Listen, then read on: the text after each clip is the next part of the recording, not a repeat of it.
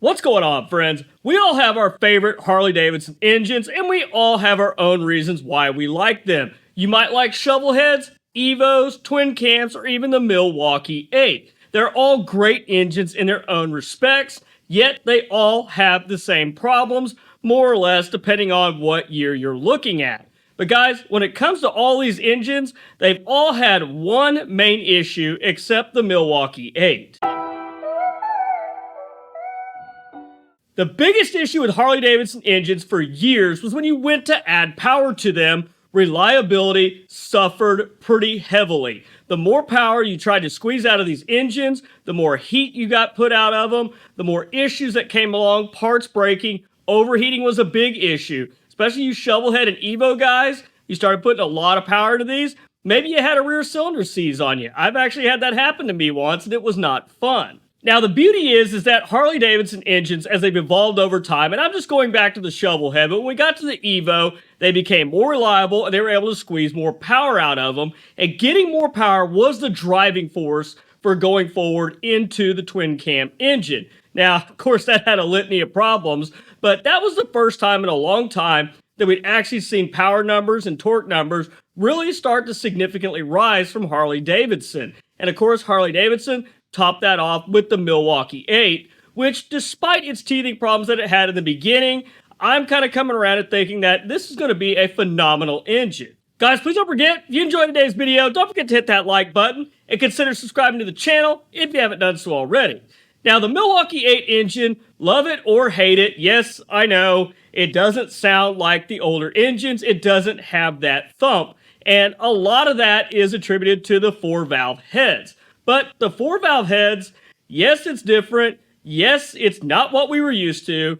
But at least with the 4-valve heads, Harley-Davidson actually kept it pretty simple on the Milwaukee 8. I know the biggest complaint about Harley-Davidson engines is that they've gotten away from their simplicity, and which they have to a degree. I'm not going to argue with anybody about that there. But with the Milwaukee 8 having 4-valve heads, they did really keep it simple. Even though it added more parts, they actually made it more simple than the twin cam engines. The single cam chain tensioner in there, you don't have an outboard and inboard timing chain and tensioner anymore. It's just that one single chain on the single cam, which runs the intake and the exhaust valves, even though there's an extra one in the heads now on both cylinders. So while the Milwaukee 8 is new, it doesn't sound like the older ones. Well, I say it's new. It's pushing on its 10th year now, but that's a good thing. They've got a lot of the ridiculous little issues kind of worked out in them. As far as the sumping, the new oil pump, that pretty much cleared that up for the most part. Are there still some cases of it out there? Absolutely.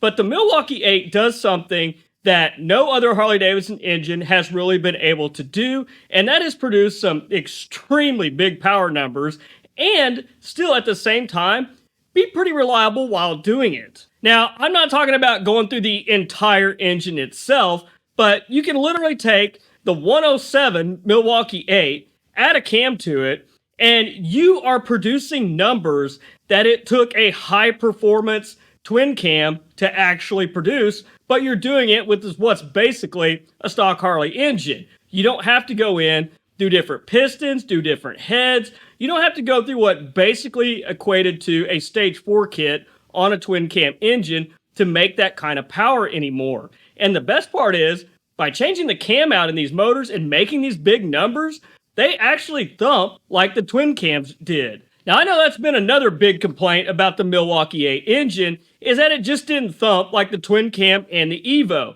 That goes back to the 4-valve heads.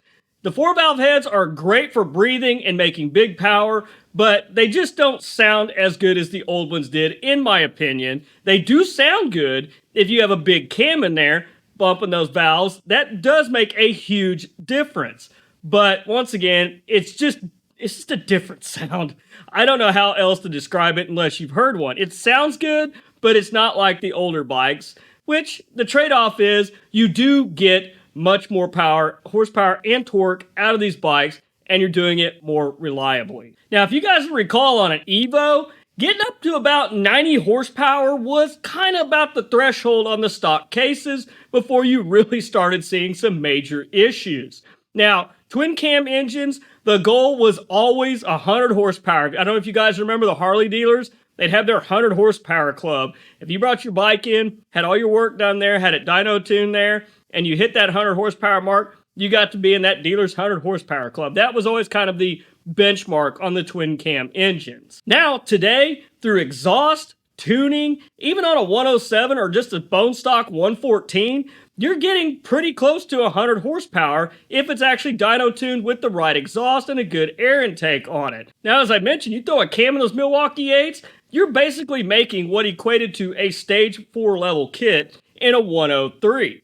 This is really awesome because the Milwaukee 8 is doing this so easily, and at the same time, in my opinion, you're not really stressing these motors out too much. If you think about it, you look at some of the extreme builds on the Milwaukee 8 engines out there.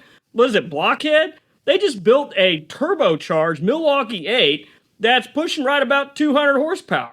That's pretty damn impressive, if you ask me. But guys, it's not just all about horsepower and torque, and I want to know your thoughts on this. How much is enough, and how much is too much when we're building these engines up? Milwaukee 8 displacements are starting to get absolutely ridiculous. We're up to 131 cubic inches, 135 on that new Screaming Eagle crate engine, and there's kits out there to actually make them even bigger with stroker cranks and specially designed and built cylinders. You can get up to a 150 cubic inch motor. Now, horsepower and torque is all well and good in my book, but at some point it begins to be too much. Basically, where you cannot ride and enjoy the bike without making a mistake and landing on your ass. Because the issue with Harley engines, and a lot of people make fun of Harley engines, but oh, they don't make a lot of power, this and that. Spent 30 grand to get 70 horsepower.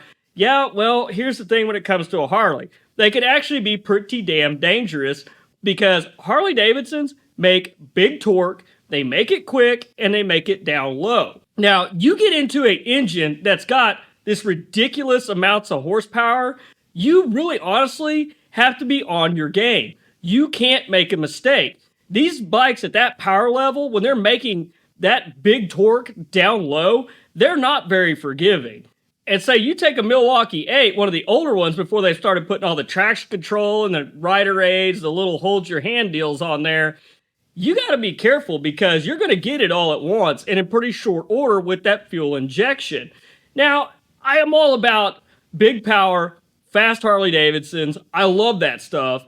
But for the day-to-day, you got to think, can I live with that? Do I want to live with that? It's kind of hard to get on a bike like that and just relax and ride it. Because as I mentioned, you make a little mistake in the throttle, that ass end might be coming around on you and it might be lights out for you. And the last thing you want to do is throw your $30,000 motorcycle on the ground. That's going to make for a really, really bad day. So if you haven't really noticed out there, right now with the Milwaukee 8 engines, guys, there is a huge kind of displacement war with themselves going on. Is how big can we build these motors? How much power can we get out of them? And how reliably can we do it? It's very easy to do with the Milwaukee 8, but one thing you really want to consider, even if you have a twin cam or an Evolution engine, if you're wanting to put some big power in them, with those engines, it's not so bad as it is where the Milwaukee 8's really starting to cross a threshold where I personally feel like they may be getting unrideable to a point where it's not just something you can jump on a Sunday morning and get out and cruise and enjoy it because you're having to be so vigilant with the motorcycle at all times to make sure that you don't make a mistake and end up having a really bad day. So guys, I definitely love the Milwaukee 8. I'm highly impressed with the power numbers that are coming out of it and how easy it is to do and how much more reliably it could do it than the twin cam or the Evolution engine ever dreamed of. But at the same time, I want to know from you guys, how much horsepower and torque is too much? And at what point is it just getting ridiculous when it comes to displacement? Let me know your thoughts and feelings about that down in the comments. But anyhow, guys, that's all I've got for you this week. If you guys enjoyed today's video, please don't forget to hit that like button and consider subscribing to the channel if you haven't done so already. But till next week, guys, you stay safe on the streets, ride smart, dodge those cars, and I'll catch you guys back here next week with a brand new video. Thanks for watching.